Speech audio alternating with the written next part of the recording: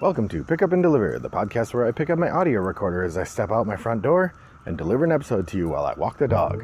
I'm Brendan Riley.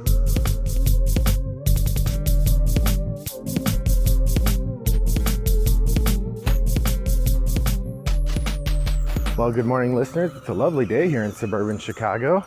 I'm out walking, still cicada time. We got another couple weeks of it, but they seem less intense than they were like a week ago, so that's nice. I'm out for another walk with Abby, the dog, who is visiting us while my daughter is traveling with my in-laws. So fun to have someone joining me. And if you hear me mutter something like I say something like, "Come on now," or "We're not stopping there," I'm talking to the dog. I try to cut those things out of the podcast, but I could very easily miss one, in which case I'd rather you understand what I'm doing. Well, I was looking back over the recent podcast episodes and I realized it's been 33 episodes since I last did a check-in on reading, which is about 8 past the norm. The idea is I check in every quarter, so every 25 episodes or so I do one about reading. Now, last time I did one was episode 590, and I was talking about fourth quarter of 2024 and my reading in that time. Thus, now I'm talking about the first quarter of 2024. Fourth quarter of 2023 was the last one. So this is the reading roundup. For those of you who haven't listened to the podcast since I've done, or new to the podcast since the last time I did a reading roundup, basically what I do is I talk about the books that I've read since the last time I did one of these episodes. And if relevant, I give a little context for a game, but mostly this is a book review episode. So if books are not your thing, well, so be it. All right, let's jump right in. The first book I read, by the way, I do consider audiobooks reading. So if you don't like that take, well, I guess you could email me about it and I'll explain to you why I consider it reading. But whatever, that's just a heads up that some of the books I'll be talking about are audiobooks. Like he's playing a prank on me, there is a cement mixer truck backing up along the road to keep pace with me. What in the tarnation is going on there? Well, the first book I read this month was called The Rhesus Chart. This is another Charles Stross novel from the Laundry Files. I've been enjoying this series and I think I'm gonna continue to read 3 or 4 of them a year until I've finished the series, which I think I'm about halfway through maybe. At the beginning, each of these novels was written like in the style of a different classic British spy novelist, but I think that Stross has moved beyond that now. In this one, we find our hero Bob and his wife Mo struggling with their relationship as Bob finds himself menaced by an acquaintance from the past, an abusive ex, who is now a vampire and has managed to get herself employed by the laundry again, even though she had been fired before. I liked this one quite a bit. I think Stross was stretching his legs and really trying to find what he could do with the Bob Howard character. And this one, we see the character growing in different ways. We see nuance, we see interesting adventure. We also see him acting the fool, but that happens in every episode. The premise of this one is vampirism, and the idea that vampires exist in the world of the laundry. The clever bit about it is that the way vampirism works is that in this world, when a vampire feeds on a person, they get infected with a trans-dimensional parasite that eats their brain. And the vampire, as it drinks the blood, is giving the trans-dimensional parasite access to the brain. And in exchange, they're getting power from the blood. So the more of the blood they drink, the more damaged the person gets from the parasite. More importantly, even drinking from somebody once damages them from the parasite, and then over time, they will be slowly eaten by the parasite and they will die. The vampires don't know that's how this works. At first, they think it's just mythical vampirism, but Stross does a really interesting job, again, of thinking about the nature of what if magic had a set of rules, and what if everything in human culture that could be explained, that we used to call magic, could be explained in the context of these new rules. In the context of all the Laundry Files novels, I found The Rhesus Chart to be kind of middle of the pack. It's not my least favorite, but it's certainly not in the top 2, I guess, I think I've read 6 of them now. I've read these 5, and I read one that's a couple more beyond, not realizing it was a Laundry Files novel when I started reading it. There aren't a lot of games that I think walk this interesting line. Maybe the 2 closest games I would say are A Study in Emerald, which imagines the Cthulhu monsters part of the world in the Victorian era, but has a really interesting take on the mix of Cthulhu mythos and human beings. Or the other one would be Cthulhu Death May Die, which also has a sort of interesting take on the idea of modernity and the intermixing of the Cthulhu monsters. I guess Arkham Horror probably would also need to be in the running there, but the other 2 feel like they engage in a way that's more interesting. Maybe it's just I'm too familiar with Arkham Horror and I see it as its own thing, so I don't see it as interacting in the same way. All right, the next book I want to talk about is Bubble.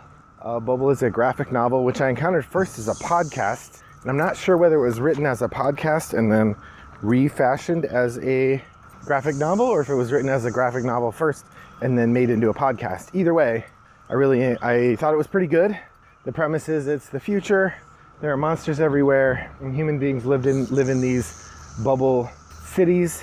And if you're outside the bubble cities, there's monsters that come get you. But sometimes the monsters get into the bubble cities, and people need them expunged. And so the book is about a kind of Postmates or the food. I can't remember what it's called. The thing where you have somebody go get your food from a restaurant. It's sort of like one of those, but it's to call people to come kill the monsters that have landed in your yard or whatever. It's a funny commentary on the gig economy. The characters are all sort of 20-something cool people with interesting backstories and good costuming. The art is good, although pretty straightforward. I didn't find the art particularly compelling one way or another.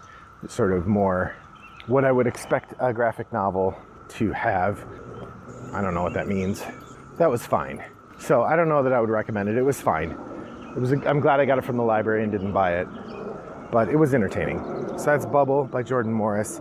I did not note the name of the artist. I apologize. You can check the show notes for a link to my Goodreads page about that. I don't know that I can think of a game that fits this mode. Is there a game about being gig economy workers? I don't think so. There must be, but I can't think of one off the top of my head where you're trying to get gigs and manage. I think it'd be too close to real life for too many people, perhaps. Man, I cannot get away from this garbage truck. I don't know if you've been hearing it in the background.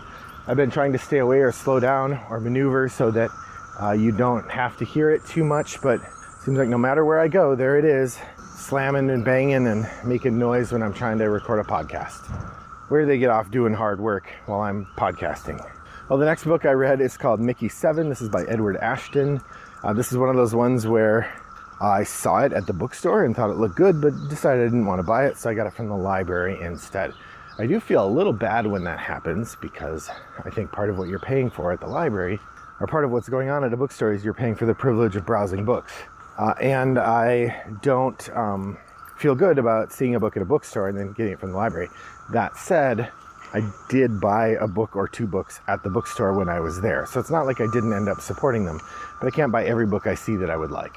So that's Mickey 7. I didn't even talk about what it was about. I also listened to this in audiobook form. Did I, or did I read it as a paper? No, I got it in audiobook form. So in Mickey 7, the main character is a person who is trying to get away from the planet they lived on because they owed a lot of money to somebody and they didn't have any way they could see to pay it back. And so they were able to apply for a job on a ship to be the, I don't remember what they called the name of the role, but it's a dangerous engineer. So the premise is that there's a colony ship that's going to fly for, 10 or 15 years to a new colony, and there are things that need to be fixed on the colony ship that are really dangerous. And there is no easy way to fix some of those things without putting someone in danger. And of course, nobody wants to go into a potentially life-threatening situation if they don't have to. And it's well known that there will be life-threatening situations that come up. And so one of the things one of the solutions they've come up with is that they do have cloning technology. It's expensive. And the big thing is it's very expensive to clone someone's mind. The body they can do, the mind, very, very expensive. So they can't just copy everyone's mind. They can only afford to copy like 1 or 2 minds per trip, generally 1. So what they do is they have the cloning machine, and then they have one person who is I don't think they call it the clone. I don't remember what they call the role. So they have one person whose job it is to do those dangerous things, and then when they die, they clone them again. And the idea is that they wait until the last possible second to scan their mind so they can remember everything that happened. But often the last mission they went out on, they don't really know what happened to them because they died. So the main character, his name is Mickey 7 because he is the 7th incarnation of himself. And I don't think I'm spoiling anything here. It's on the back cover of the book. The whole idea is he goes out on a dangerous mission. He is thought to be dead and left for dead, but in fact he survives and comes back. By the time he gets back, they've already cloned a new one. And they certainly don't have the resources to have an extra person. So then there's this thing of what to do with him, given that there's a new one and neither of him nor his new self want to sacrifice themselves for the other. It's an interesting premise. The book is somewhat funny, but also somewhat dramatic. It is a sci-fi adventure story with decently told. I thought it was pretty fun. I'm not sure I'm going to read any more of them. The main character was kind of annoying in some of his decision making, but generally pretty entertaining. Yeah, if you get a chance to play Mickey 7 by Edward Ashton, yep. If you get to read that, I would give it a chance. And then if you're going to play a game afterward, obviously the game to play is the role-playing game Paranoia.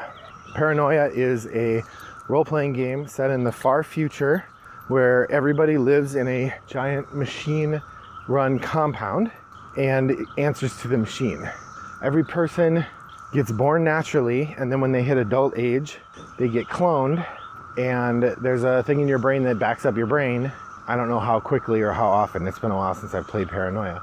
But the idea is your brain gets backed up, and then you get pulled out of a vat again if you get killed. The thing is, each person only gets 7 clones, so you have to sort of manage it. But the point of the game is you can die pretty easily, and the other thing is, secret in this society, which is a little fascist because the computer's in control, it's illegal to be in a secret society, but everybody is in a secret society. So there's some fun elements to be had for that as well. That's the Paranoia role-playing game. I know that it was republished sometime in the last decade, as opposed to the version that was published in the 90s or the early 2000s, which is the one I played. Well worth checking out if you can. Next up is Where the Black Stars Rise by Nadia Shamus. This is a graphic novel sort of built around the idea of the King in Yellow. I thought it was good. Honestly, I don't remember it very well. I did read it 3 months ago, but you would think I remember more than I do given the recency of the story. The art is really striking. It's got a kind of stark, angular feel to it, and it's all black and white and yellow as fits, because it's sort of around the King in Yellow story or stories that we see from the H.P. Lovecraft mythos, but based on a play. I can't remember who wrote the play. So that's Where the Black Stars Rise. I'll say check it out, although like I said, I don't remember the plot. I'm gonna have to go look again. Next up, speaking of not remembering the plot, next up we have A Wizard of Earthsea. I saw this on my shelf and I thought, oh, I've always wanted to read that. I should check it out. And I went to read it. I read it. I thought it was fine. It's like a young adult novel before they really had young adult novels, but it's very much the sort of adventure tale of a young wizard who turns out to be really good at wizarding, gets himself over his head. I mean, if you were to take something more recent like Patrick Rothfuss's In the Name of the Wind and cut out all the flashback stuff so it's just a straightforward story, it feels an awful lot like The Wizard of Earthsea. Very similar. That said, I got to the end of the first one, which is part of a series, I guess, and I thought it was all right. Not amazing, but all right. And I went to log it in Goodreads and discovered I read it like 8 years ago. I had zero memory of reading this. Yikes. So maybe in 8 years I'll read it again and give you another review. But a Wizardiversity, it's your sort of standard young wizard learning stuff story. So in terms of games, I would say any of the games that embody the young wizards at wizarding school kind of story. Just because of the impish nature of the main character and his desire to get knowledge he shouldn't have, let's say Big Book of Madness would be the accompanying game. Finally, the last book I read was called Suburban Hell by Maureen Kilmer. I'm probably not the target audience for this book. This book feels very much targeted at suburban moms. It's about like a suburban moms group who gets disruptive because an ancient demon possesses one of them and slowly inhabits the neighborhood, turns everything terrible. And I thought that was a good story. It was interesting. There were parts of it that were genuinely creepy. The physical description of the monster was pretty horrific, and I liked all of that stuff very much. I read it as an audiobook, by the way. What I I found just sort of a little tiresome was the level at which the men in the story were buffoons. And there you go. Welcome to Representation 101. The fact that the male characters were all such obnoxious a-holes was, I guess, not surprising for a story that's focused on the notion of suburban moms and the troubles, the difficulties they face, but I still found it pretty tiresome over the course of the book. And there were just one too many times where the novelist showed us, rather than telling us, that her main character was frustrated by the way that her husband was acting and her husband's friend. While I like the horror stuff in it, I found that actually got pretty tiresome. In the end, I found it made the book so much less enjoyable to me that at the end I didn't really enjoy the book. Again, probably not the target audience. Maybe this speaks to the question of representation, or I would suggest a poor variety in the way that the author crafted her male characters. But maybe the point was the male characters were absent. That was the idea, either literally or spiritually. I don't really have a game to suggest to accompany Suburban Hell. I don't really have a game that fits that. I mean, there's an old Nintendo game about your neighbors being zombies that feels apropos. Or maybe Zombie 15 is a game about kids running through the suburbs and being harassed by zombies. That's the closest we can get, so I'll stick with that one. Well, that's about the end of my time today and the end of the space I have for my walk. So I will thank you for joining me and hope that your next walk is as pleasant as mine was. Bye-bye.